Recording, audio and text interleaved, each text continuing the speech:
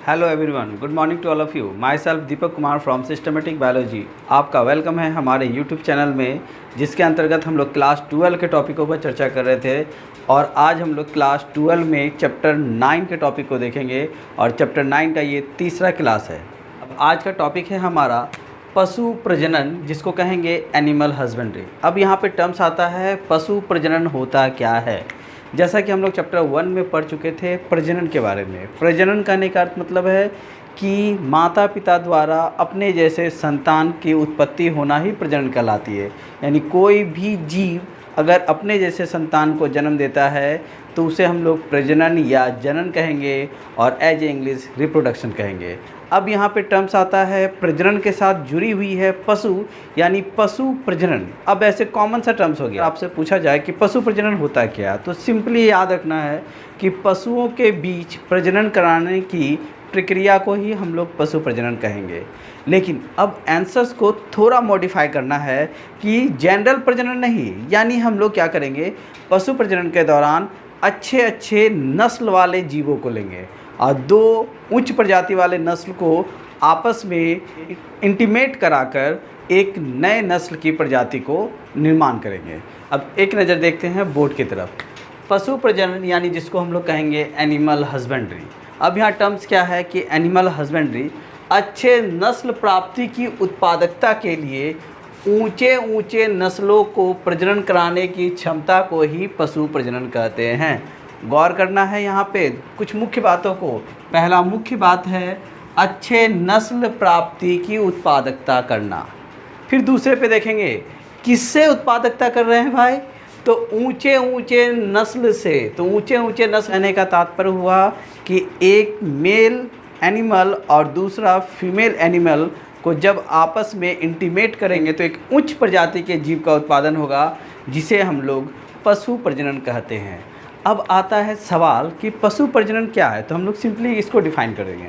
लेकिन सवाल के साथ जोड़ दिया जाता है कि पशु प्रजनन क्या है तथा पशु प्रजनन का क्या उद्देश्य है। जहाँ उद्देश्य वाली बात आएगी तो कहेंगे कि पशु प्रजनन का मुख्य उद्देश्य होता है, पहला है पशुओं के उत्पादन में वृद्धि करना। अगर पशु प्रजनन होता है तो हम ज़्यादा से ज़्यादा पशुओं में उत्पादन कर सकते हैं। और दूसरा उत्पादों की वांछित गुणवत्ता में सुधार करना।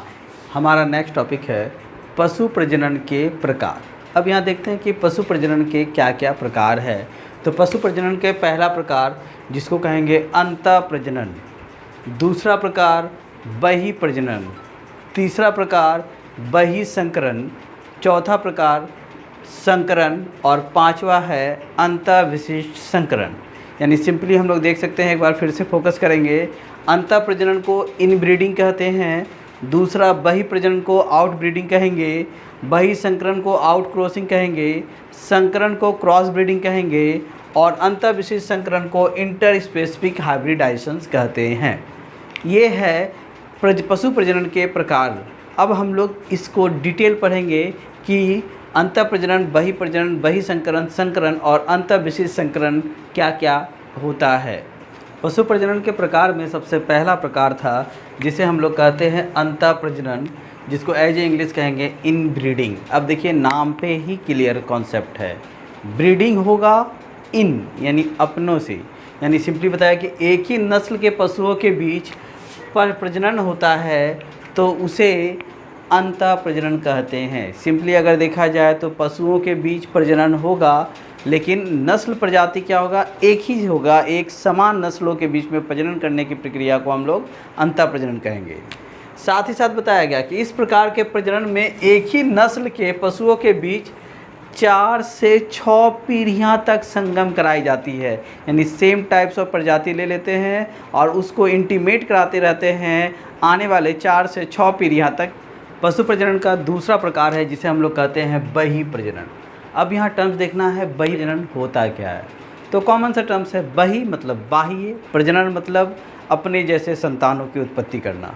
अब यहाँ परिभाषा से क्लियर हो जाएगा बहि प्रजनन क्या है।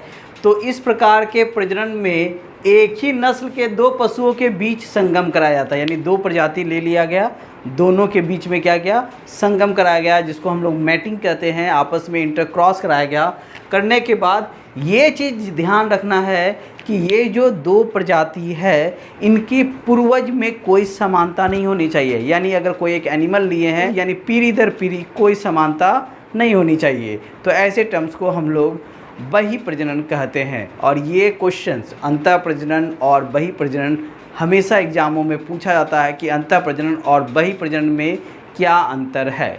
तो सिंपल कॉन्सेप्ट ये हो गया कि अंतः प्रजनन और बही प्रजनन में प्रजनन की प्रक्रिया तो होगी, लेकिन अंतः प्रजनन में अपने जैसे पीढ़ी दर पीढ़ी 4 से 6 पीढ़ियाँ तक प्रजनन होगी, लेकिन बही प्रजनन में पूर्वजों से उसकी कोई समानता नहीं होगी।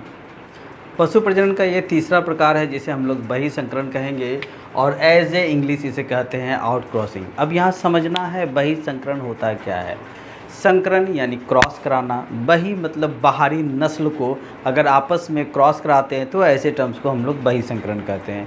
तो ये तो रहा समझने वाली बात, लेकिन इसको कैसे परिभाषित करेंगे तो फोकस यहाँ करते हैं। इस प्रकार के प्रजनन एक ही किस्म के पशुओं के बीच होता है। यहाँ टर्म समझिए, एक ही किस्म यानी अपने जैसे समान जीव, जैसे गाय है तो डिफरेंट टाइप्स ऑफ गाय जो कि अपने ही प्रजाति से बिलोंग करता है तो उसी के बीच आपस में इंटीमेट कराएंगे। तो यहाँ सिंपली बोला गया है कि इस प्रकार के प्रजनन एक ही किस्म के पशुओं के बीच होता है। इस विधि में ऐसे पशुओं के मध्य संगम कराया जाता है जिनकी 4 से 6 पीढ़ियाँ तक नर तथा मादा दोनों तरफ की उभयवंशली नहीं होनी चाहिए। यहाँ टर्म समझिएगा क्या है कि बही संकरण का अर्थ हो गया कि इंटीमेट तो करेगा अपने जैसा ही प्रजाति, लेकिन इनमें कोई भी 4 से 6 पीढ़ियाँ तक उभयवंशली नहीं रहेगा, यानी अपने जैसा इंटीमेट वाले जीव इसमें आपस में नहीं जुड़ेंगे।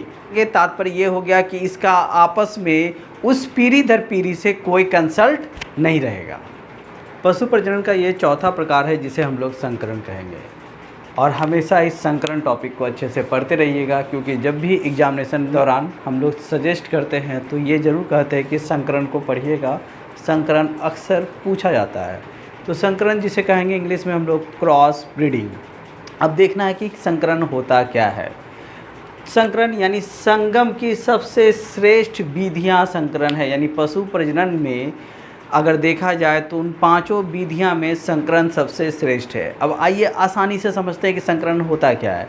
यानी इस प्रकार के संकरण में दोनों पशुओं की श्रेष्ठ गुणों का संयोजन होता है। यानी जब भी कभी हम लोगों को संकरण करवाना है जीवों के बीच में तो 2 अच्छे नस्ल वाले जीवों का सेलेक्ट कर लेते हैं।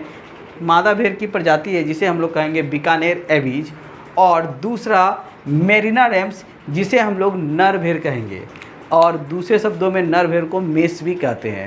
यानी 2 प्रजाति ले लिए हम लोग उच्चतम, एक मादा दूसरा नर। मादा भेड़ को हम लोग कहें बीकानेर एबीज और नर भेड़ को हम लोग कहें मेरिना रेम्स। दोनों को आपस में इंटीमेट कराएं। इंटीमेट कराने के दौरान एक नए प्रजाति का फॉर्मेशन होता है और उस प्रजाति को हम लोग कहते हैं हिसरडेल, जो कि एक नए भेड़ प्रजाति का रूप बनता है। अब देखते हैं पशु प्रजनन के सबसे लास्ट टॉपिक को, जिसको कहेंगे अंतःविशेष संकरण। ये काफ़ी ही इंटरेस्टिंग है। यहाँ पे टर्म देखेंगे कि इस प्रकार के संकरण में 2 विभिन्न प्रजाति के नर तथा मादा पशुओं का संगम कराया जाता है। यानी 2 अलग अलग जीव लिया जाता है जिसको आपस में क्रॉसिंग कराया जाता है। ऐसा हम लोग जानते हैं कि जब भी कोई 2 जीव आपस में क्रॉस करते हैं तो अगर समान जीव है तो उनका क्रोमोसोम यानी गुणसूत्र नंबर 1 होने के कारण जीवों की उत्पत्ति सराहनीय होती है, यानी आसानी से हो जाती है। लेकिन कभी कभी क्या होता है कि ऐसा संभव नहीं होता है कि 2 अलग अलग प्रजातियों को क्रॉस कराने में एक नए जीव की उत्पत्ति होती है। लेकिन किसी किसी में उनके वंशज या उनके गुण की अनुमानता पाए जाने के कारण आपस में क्रॉस करने से एक नई प्रजाति हो जाती है। लेकिन ऐसे प्रजाति प्रायः बांझपन होती है। याद रखिएगा क्या होती है, ऐसे जीव यानी 2 जब कोई अलग अलग प्रजातियों को क्रॉस कराते हैं तो अक्सर क्या होती है, बांझपन होती है। जैसा कि टॉपिक में दिया था अंतःविशेष संकरण यानी इंटर स्पेसिफिक हाइब्रिडाइजेशंस, यानी 2 जीवों के अलग अलग प्रजातियों को क्रॉस कराएं और दोनों के क्रॉस कराने से संभवतः जो नया जीव बना उनमें अक्सर बांझपन की गुण मौजूद होते हैं, यानी वो अपने जैसे फिर पुनः पीढ़ी दर पीढ़ी संतान की उत्पत्ति नहीं कर सकते। तो अब देखिए यहाँ पे कैसे, फॉर एग्जांपल देखते हैं कि अगर मेल के रूप में घोड़ा को लेते हैं यानी हॉर्स, और फीमेल के रूप में गधा यानी एस को लेते हैं, और दोनों को आपस में इंटीमेट कराते हैं। तो जब भी कभी आप दोनों को आपस में इंटीमेट करेंगे तो एक नए टाइप की प्रजाति होती है जिसे हम लोग कहते हैं खच्चर यानी म्यूल। तो खच्चर का निर्माण घोड़ा और गधे के कंबाइन यानी इंटीमेट से होता है, और खच्चर फिर अपने जैसे वंशज की उत्पत्ति नहीं कर पाते हैं। तो आज का रहा इतना ही टॉपिक। अगले क्लास में हम लोग फिर मिलेंगे, चैप्टर 9 से रिलेटेड अनदर टॉपिक के विषय में चर्चा करेंगे। तो आज के लिए इतना ही, धन्यवाद।